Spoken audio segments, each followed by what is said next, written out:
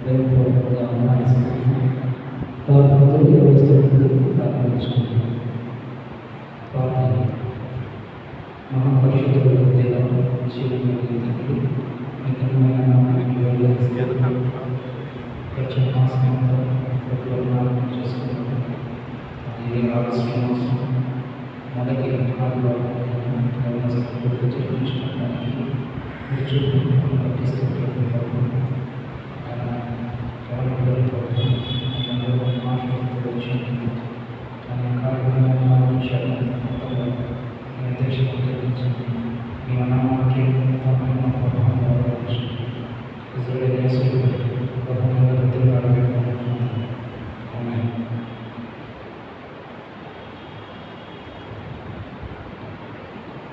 మంచిదాన్ని వ్యవహరిస్తున్నారు.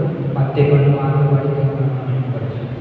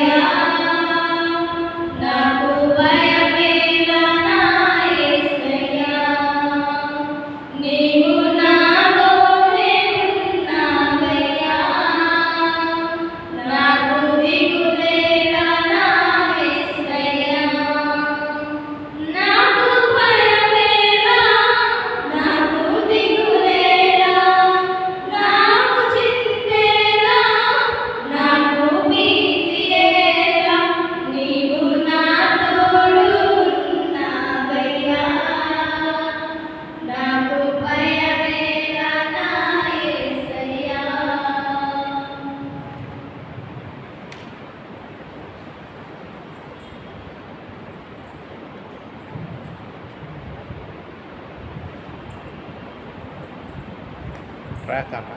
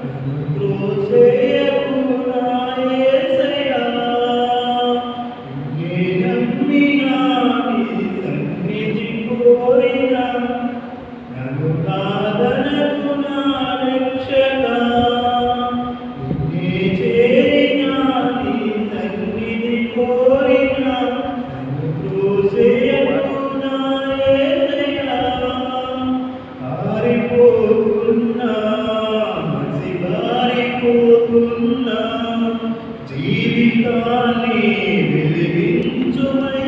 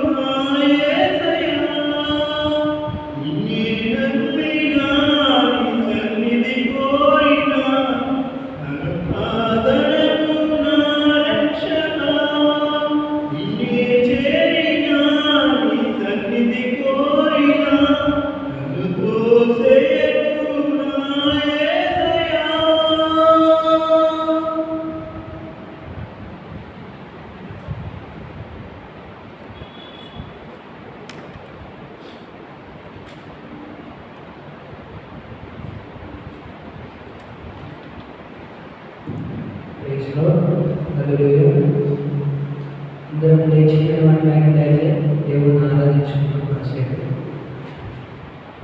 మనస్ఫూర్తిగా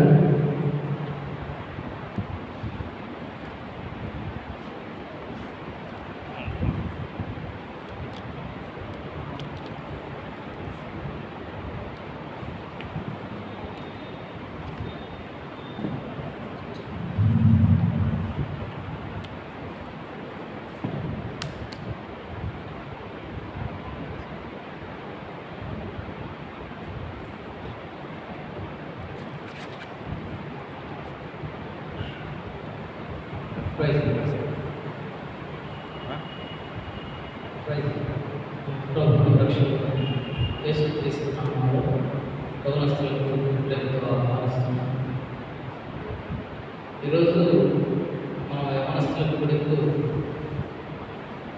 వచ్చాము. అంటే మనం ముందుగా ఇక్కడికి రావాలి అని మనం ముందు ప్లాన్ చేసుకున్నాం. ఈరోజు మనం యవనస్తుల గుడికి వెళ్ళాలి అంటే ఒక ప్రిపరేషన్ ముందు మనకు జరిగిపోయింది.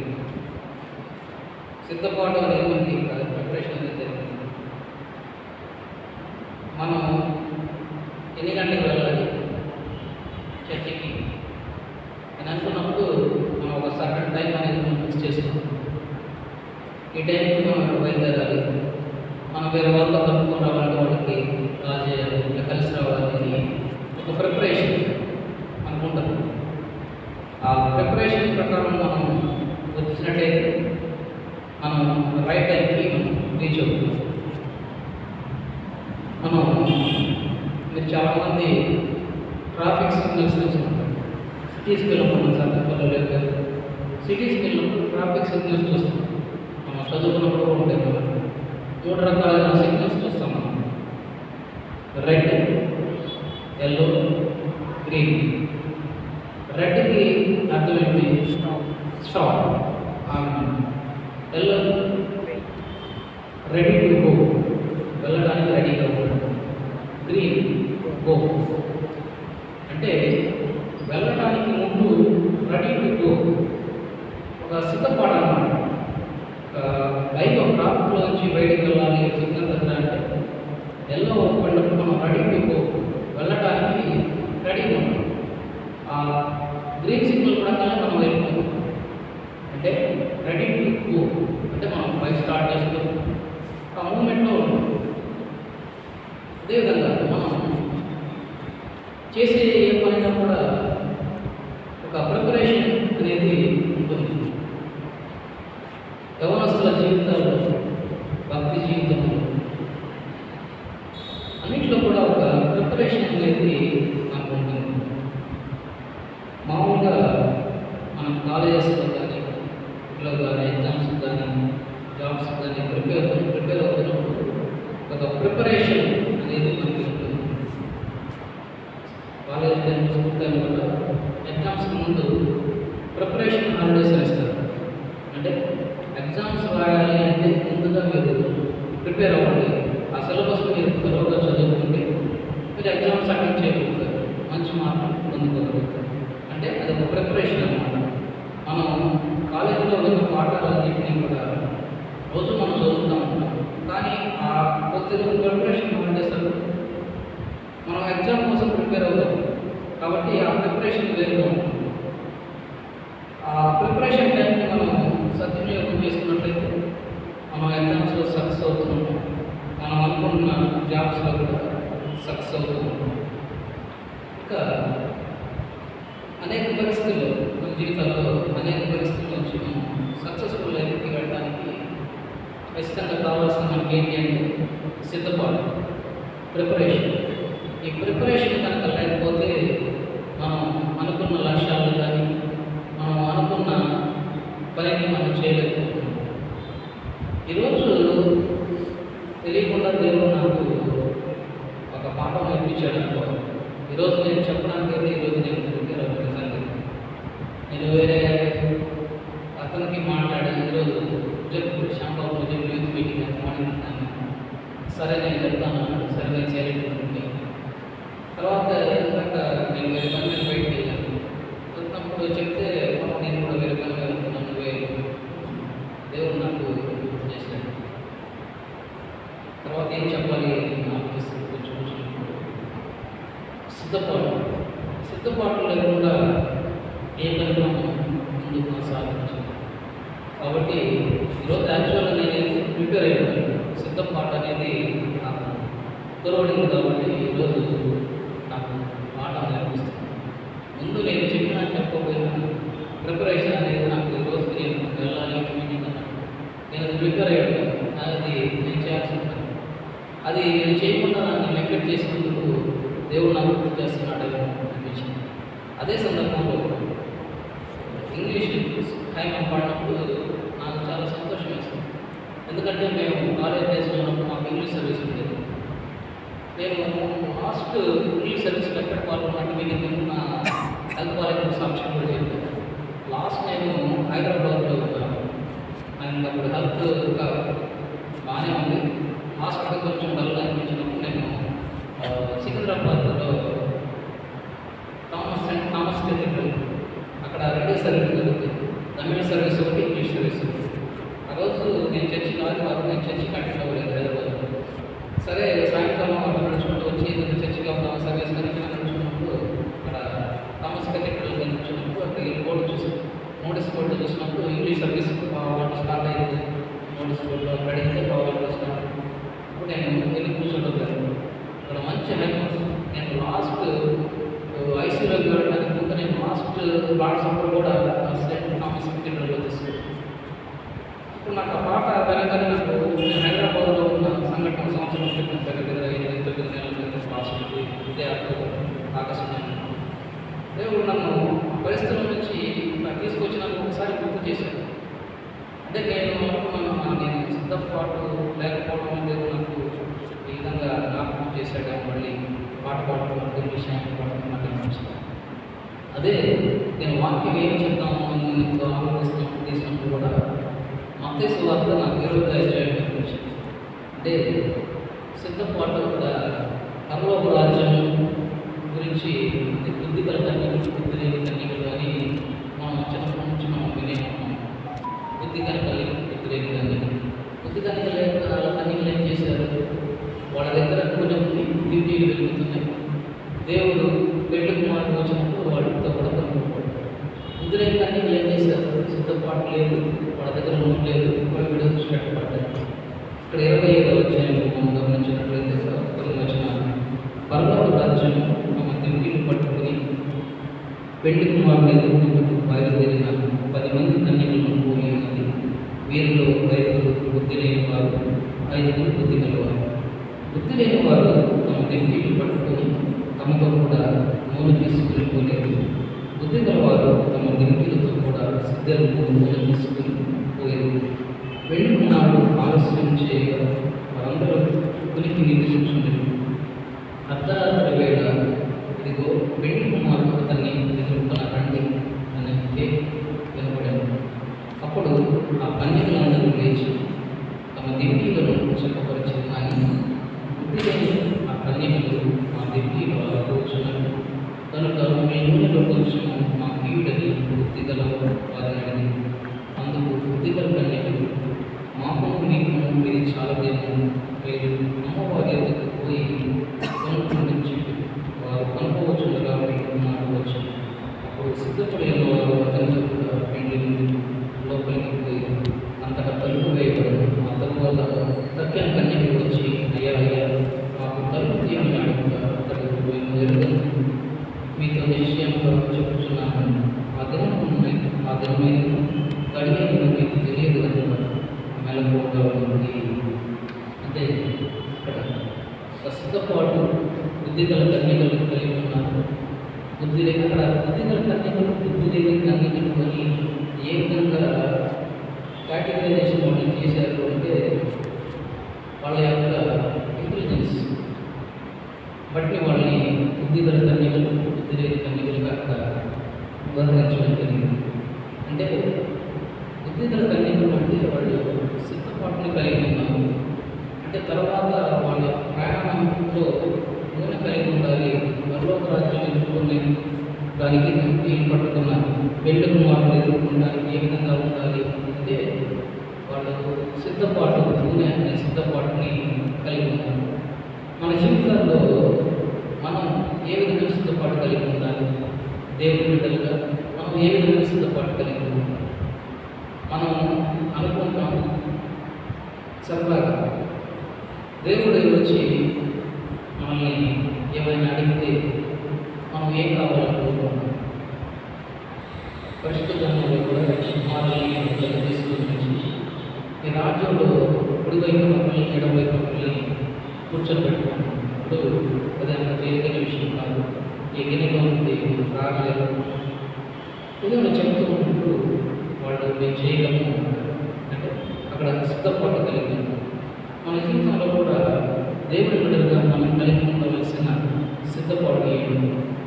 దేవుడు ఏ విధమైన సిద్ధపాటుని ఇష్టపడతాడు అని కూడా మనం తెలుసుకుంటున్న ఈరోజు ఈ బుద్ధి గల కన్యకలు బుద్ధి లేని కన్యకల గురించి లేని కన్యకల గురించి మనం ఒక పాఠం నేర్చుకోవచ్చు. ఇంకా దేవుడు ఏ విధమైన దాన్ని కోరుకుంటాడు అంటే మనం మనుషులుగా ఏమనుకుంటాం? ఈ లోకంలో మన శక్తి సామర్థ్యాలు, మన బలం, తెలివితేటలు, వీటన్నిటిని మన ఎబిలిటీస్ బట్టి మనం పర్ఫెక్ట్గా ఏ పని మనం చేసుకోగలుగుతాం అని మనం అనుకుంటాం. అంటే ఆ సామర్థ్యం మనకు ఉంది, ఈ పని చేయగల సామర్థ్యం మాకు ఉంది, పని మేము చేసేసుకుంటాం అని అనుకుంటున్నాం. అంటే ఏదైనా ఒక సమస్య మనం ఇంతకుముందు కూడా దీని గురించి మాట్లాడాం. మనం ఏ విధంగా ప్రాబ్లం చేస్తూ ఉంటామంటే ఏదైనా ఒక సమస్య వచ్చినప్పుడు మనం ఏం చేస్తాము, మన ప్రయత్నం చేస్తాం. ఫస్ట్ ఆ ప్రయత్నంకి ఆ ప్రాబ్లం సాల్వ్ కాకపోతే ప్రార్థన చేస్తాం. దేవుడికి ఇష్టం ఏంటి, ఈరోజు మనకు సమస్య వచ్చింది, ఈ సమస్యను మనం సాల్వ్ చేసుకోగల శక్తి మనకు ఉంది, లేదా సాల్వ్ చేయగల వ్యక్తి మన దగ్గర ఉన్నారు. ఆ సాల్వ్ ఏ విధంగా చేయగల ఎఫర్ట్స్ కూడా మన దగ్గర ఉన్నాయి. అవి ఉన్నప్పటికీ కూడా మనం మొదటి ప్రయారిటీగా ప్రార్థన చేస్తాం. ప్రార్థనతో కూడిన ప్రయత్నాన్ని దేవుడు ఆశీర్వదిస్తాడు. ఎప్పుడైతే ప్రార్థన లేకుండా ప్రయత్నం చేసిన తర్వాత ప్రార్థన చేస్తూ ఉంటామో దానివల్ల ఏంటంటే మనం ఆలస్యం అవుతూ ఉంటాం. దేవుడు ఏ విధమైన వాటిని చూస్తాడంటే నీకు ఆ ప్రాబ్లమ్ని సాల్వ్ చేసుకోగల పరిస్థితి నీకున్నా ప్రార్థనతో కూడా ప్రయత్నం అనేది నేను పరిపూర్ణమైన విశ్వాస జీవితంలో నడిపిస్తూ ఉంది, స్థిరపరుస్తూ ఉంది, సమస్యను సాల్వ్ చేసుకోగల శక్తి ఇస్తుంది. అదేవిధంగా బుద్ధి లేని కన్యకల దగ్గర బుద్ధిగల కన్యకలు చూస్తే ఇక్కడ వాళ్ళ సామర్థ్యాన్ని దేవుడు చూడట్లేదు, వాళ్ళ అవైలబిలిటీని దేవుడు చూస్తున్నాడు. ఇప్పుడు మనం కూడా దేవుని బిడ్డలుగా ఏ విధంగా ఉండాలి, దేవునికి మనం అవైలబిలిటీ అంటే ఈరోజు విధంగా మనం ఇక్కడ రావడానికి ఒక ప్రిపరేషన్, ఈ విధంగా పాటలు పాడడానికి ఒక ప్రిపరేషన్, దేవుని సన్నిధిలో ఈ విధంగా సమయాన్ని దేవునికి ఇవ్వడం అది ఆశీర్వదకరం.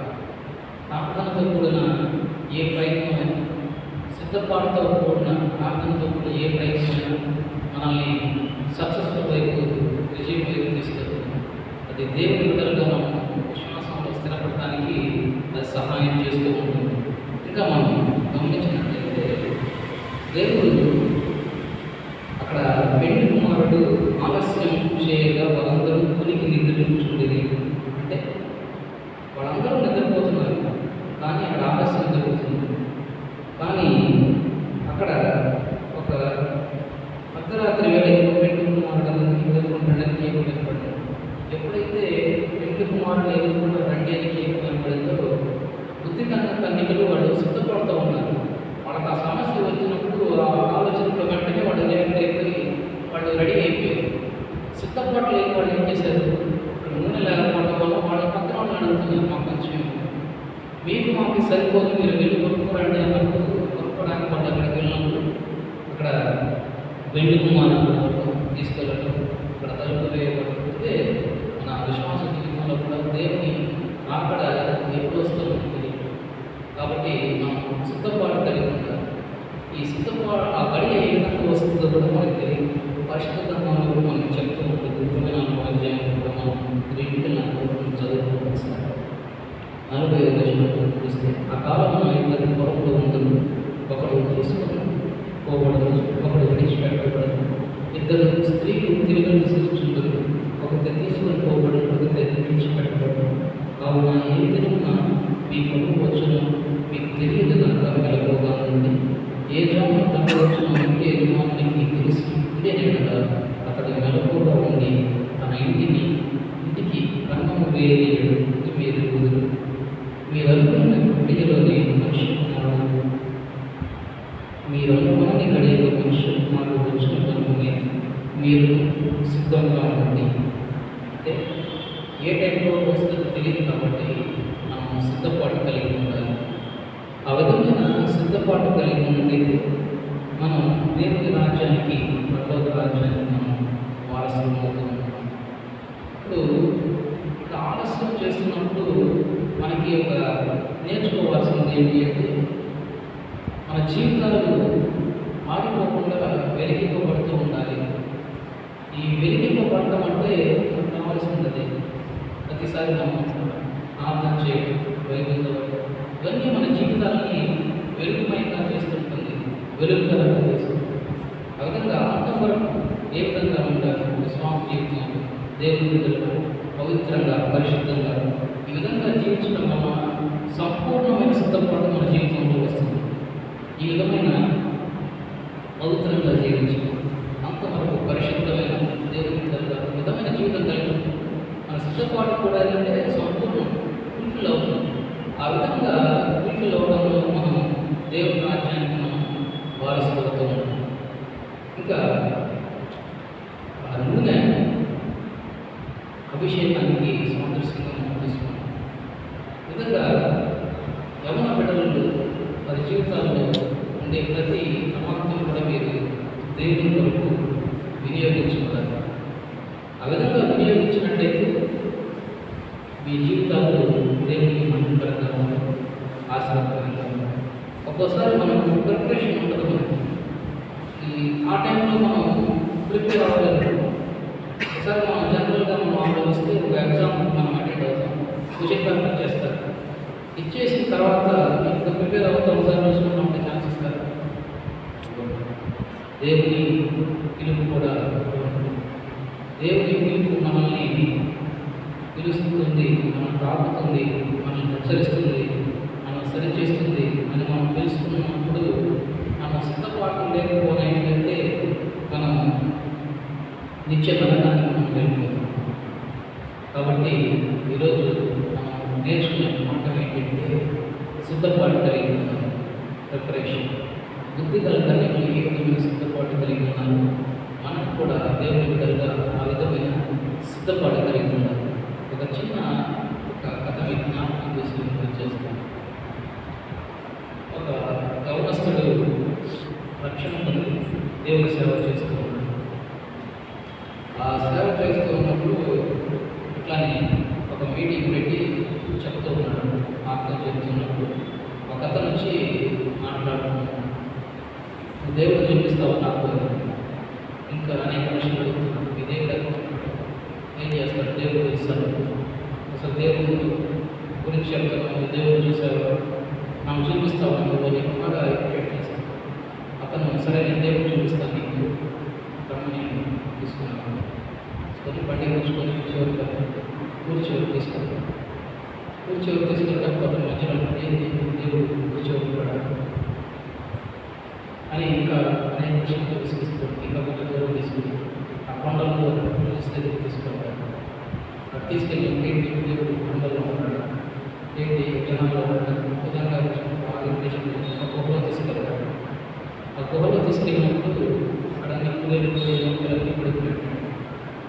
వాటిని చూసి ఏంటి దేవుడు ఎక్కడ లేదు అంటే అసలు చెప్పారంటే అక్కడ 102-103 గుడ్డలు లేదు. నీకు ఏం పని వాటిని ఏం లేదు, నీకు లెక్క పెట్టుకుంటున్నాము లేదు.